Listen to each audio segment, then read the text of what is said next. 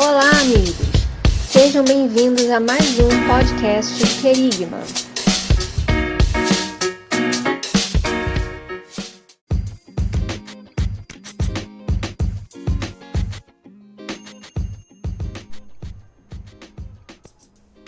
Olá, meus amigos, sejam todos muito bem-vindos a mais um podcast do Querigma.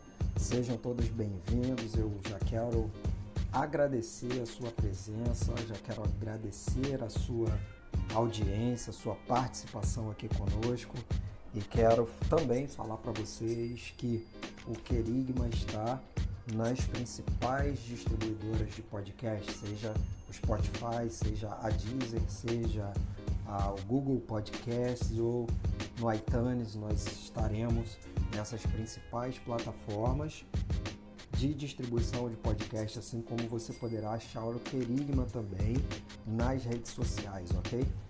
Debaixo, na descrição desse podcast, eu vou deixar para vocês um e-mail, caso você queira entrar em contato conosco para contar um testemunho, para falar o quanto esse podcast ele foi importante para você, para dar-nos um feedback. Então fique à vontade para falar conosco, tá bom? Meus amigos, eu quero compartilhar algo da palavra de Deus com vocês. Eu quero que você tenha esse momento como sendo um momento especial de discipulado entre eu e vocês. Nós iremos então ter um momento aqui de compartilhar a palavra e pensar alguns tópicos muito importantes que serão com certeza válidos para os dias de hoje. Nós estamos vivendo momentos de crise, nós estamos vivendo um momento ímpar na história da humanidade e sabemos que tudo isso que tem acontecido ao nosso redor, muitas coisas são cumprimento de profecias, então não existe a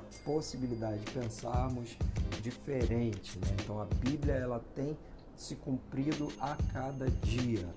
Eu quero deixar como tema principal aqui, reagindo ante a crise, ok? E eu quero também citar alguns textos aqui, espero que você consiga me acompanhar, tá bom? Então vamos lá, o texto base encontra-se em Abacuque, capítulo 3, versículo 17, do 17 ao 18. É um texto muito conhecido entre nós, né? Nós já ouvimos bastante, já falamos bastante desse texto, mas a palavra de Deus, uma das coisas maravilhosas é que a palavra de Deus ela se renova a cada dia, ok? Então vamos meditar nesse texto, Abacuque 3, do 17 ao 18. E diz assim a palavra de Deus. Vou estar lendo aqui na nova tradução da linguagem de hoje. Você pode ficar à vontade para ler na tradução que você se identifica melhor, ok? Então, versículo 17.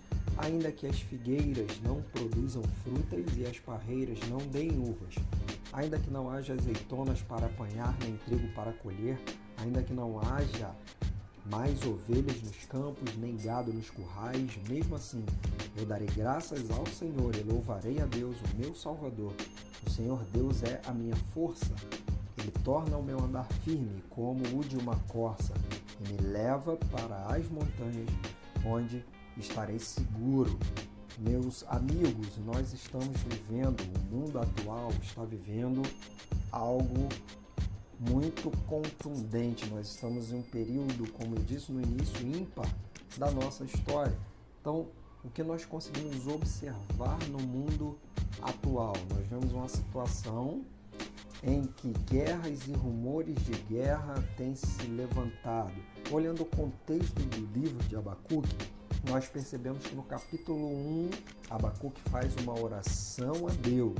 E nessa oração ele obtém de Deus uma resposta que ele não esperava. Deus vira para Abacuque e fala que ele não livrará o povo dos seus opressores, não livrará o povo dos seus inimigos. Antes os seus inimigos viriam com seus carros e cavaleiros e ainda mais poderosos.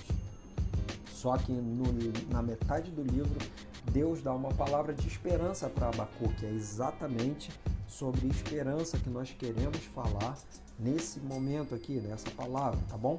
Então nós observamos o mundo atual. O mundo atual, ele está, se nós pudermos descrevê-lo, pode ser o texto de Mateus capítulo 24, o versículo 6 e 7, o sermão escatológico de Jesus. Então vamos abrir a nossa Bíblia em Mateus 24, 6 e 7, que está escrito assim: não tenham medo quando ouvirem o barulho de batalhas ou notícias de guerra.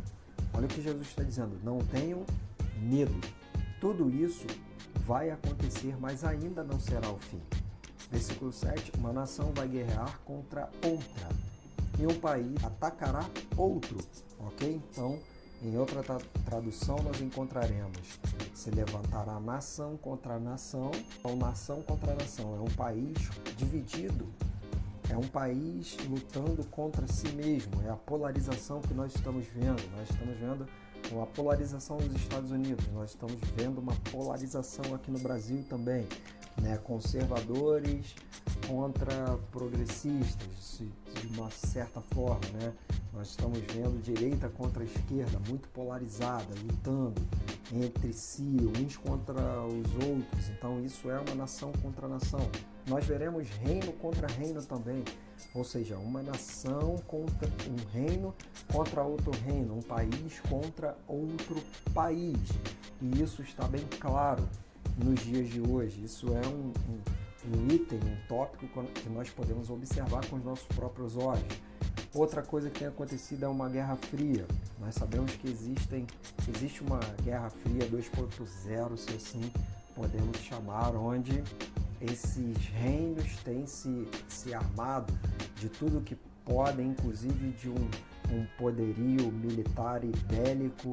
Existe hoje um perigo de uma guerra nuclear, porque vários países são potências nucleares. Então, existe esse perigo real e iminente de uma guerra.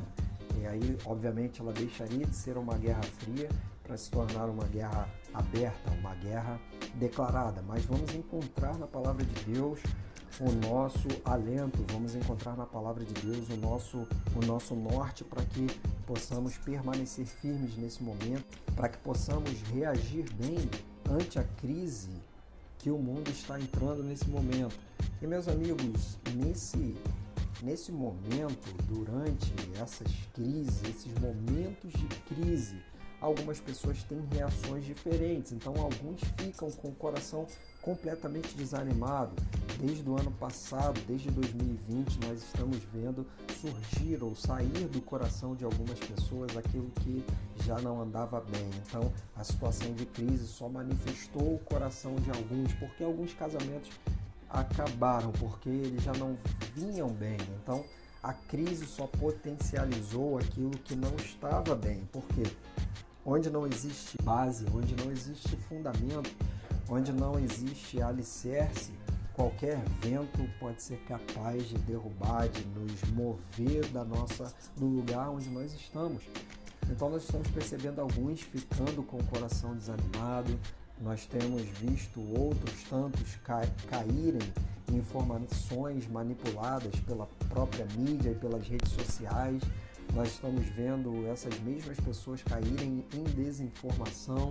Então tudo está muito estranho, tudo está acontecendo para fazer com que as pessoas de fato percam a esperança, de fato percam a fé. Isso tudo tem sido orquestrado de uma forma muito bem organizada, muito bem pensada.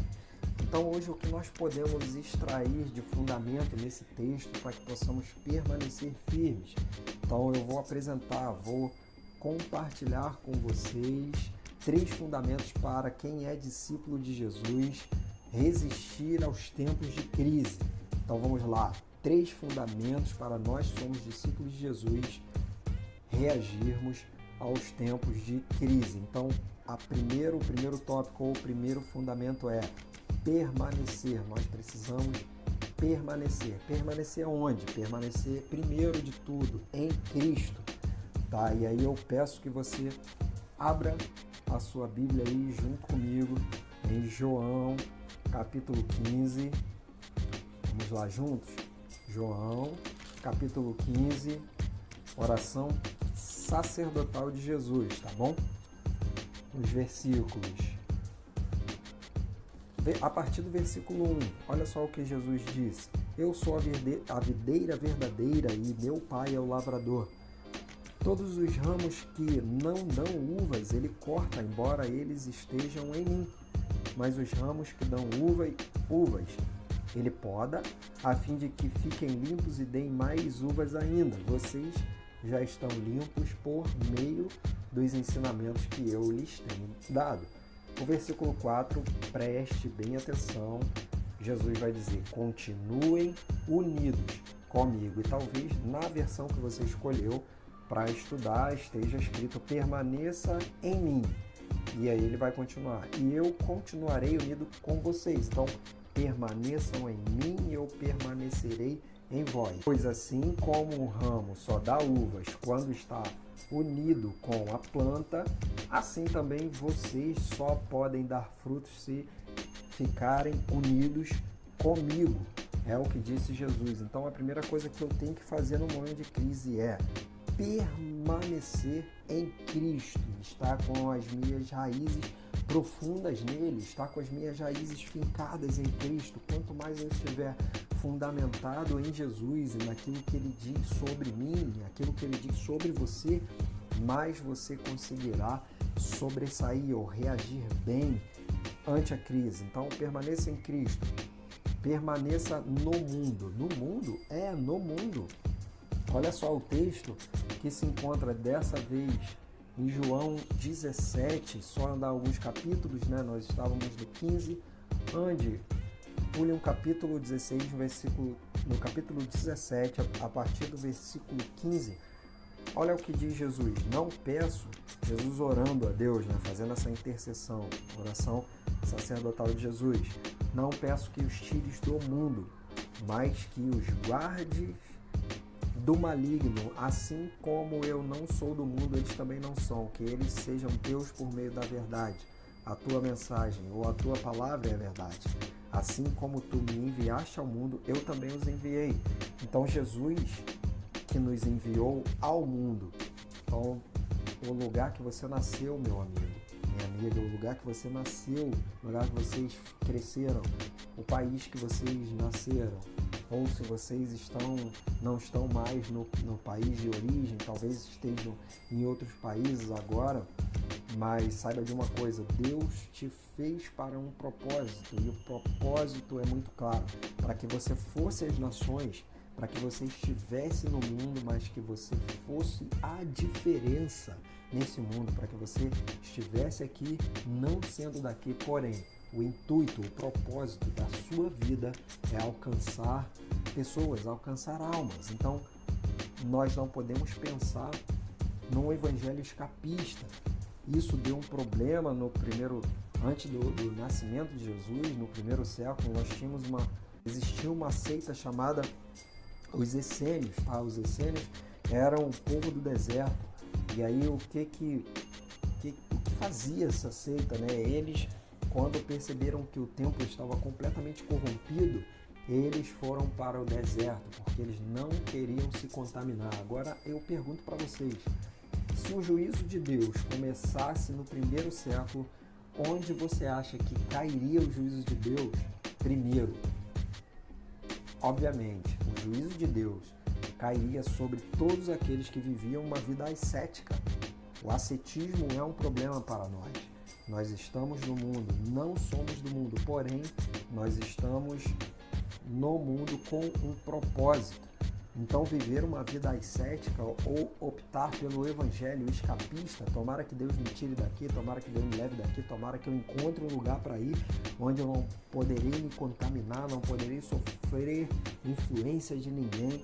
Isso não é o que a palavra de Deus diz sobre mim e sobre você. Nós temos que estar no mundo com um propósito, não podemos querer sair, lógico, nós temos que amar a vinda do Senhor, nós temos que desejar a vinda do Senhor, mas nós temos que saber e ter isso em mente de que nós estamos aqui com um propósito, para um propósito, ok? Então o primeiro tópico que nós iremos fazer para reagir ante a crise é permanecer em Cristo e permanecer no mundo. De qualquer maneira, não, sendo sal e sendo luz, e é isso exatamente que puxa o nosso segundo tópico para nós colocarmos em prática em nossas vidas, que é não só permanecer, mas apresentar. Apresentar o quê? A quem? Apresentar, obviamente, Cristo através de nossas vidas. Jesus fala que nós seríamos sal e luz nessa terra. No livro de Lucas, Jesus ele vai dizer: para que eles vejam a vossa luz e deem glórias a vosso Pai que está no céu. Então nós estamos aqui para que nossa vida reflita Cristo, para que nós sejamos o reflexo dele que habita em nós.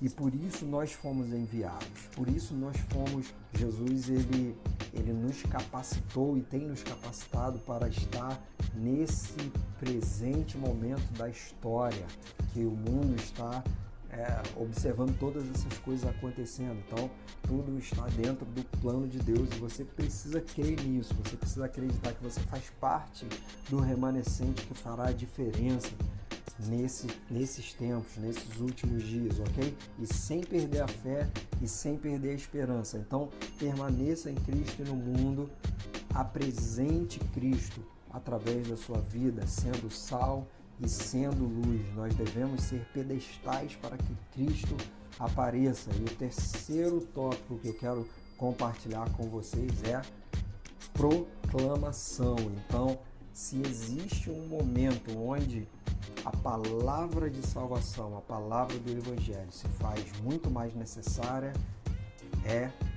há tempos em que o momento onde encontramos esse espaço para falar do amor de Deus. Então, na proclamação nós temos que ter a vida diferenciada, isso é, o testemunho passivo.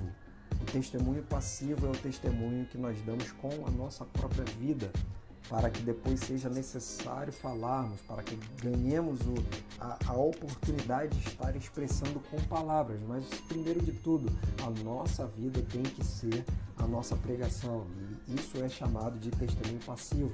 Depois, nós temos que proclamar a verdade que habita em nós, e essa palavra está lá em Romanos capítulo 10, versículo 13 e 14. Abre aí comigo em Romanos capítulo 10.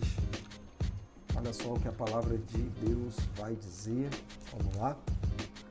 Deixa eu chegar aqui. Romanos 10, versículo 13 e 14 vai dizer assim: mas, como dizem as Escrituras Sagradas, todos os que pedirem ajuda do Senhor serão salvos. Ok? Olha o que Paulo está dizendo. Preste bem atenção.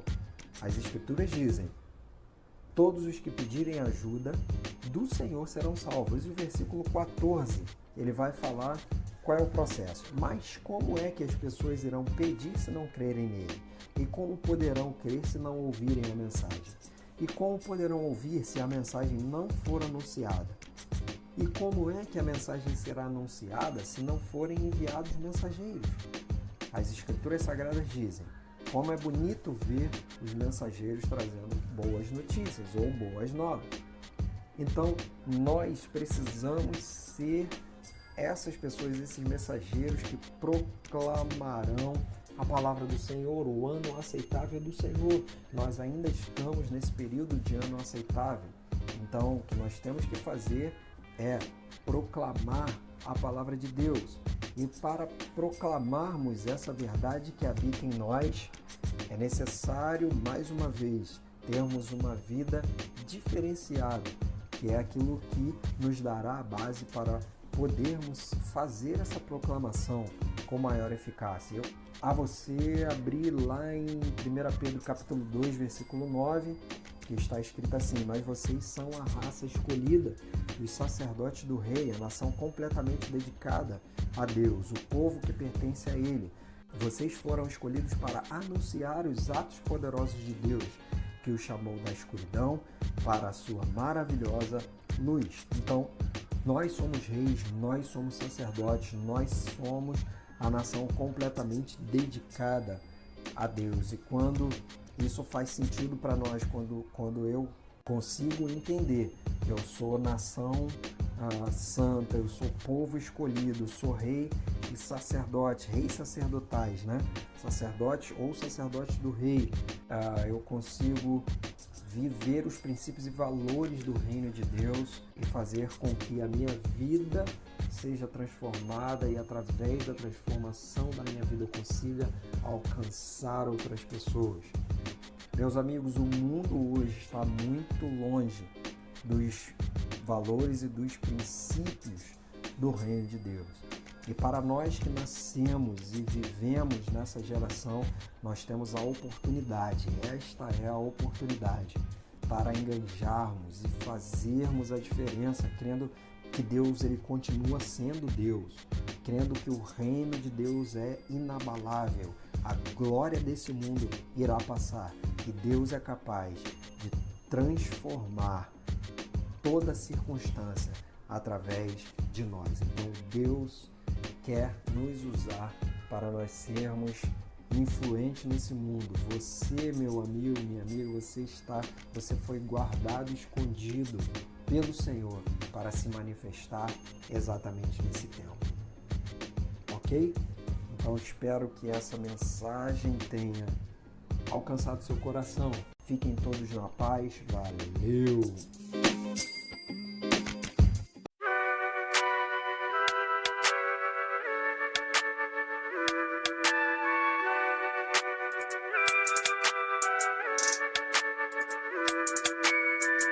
Obrigado por nos ouvir. Esperamos que este conteúdo abençoe sua vida.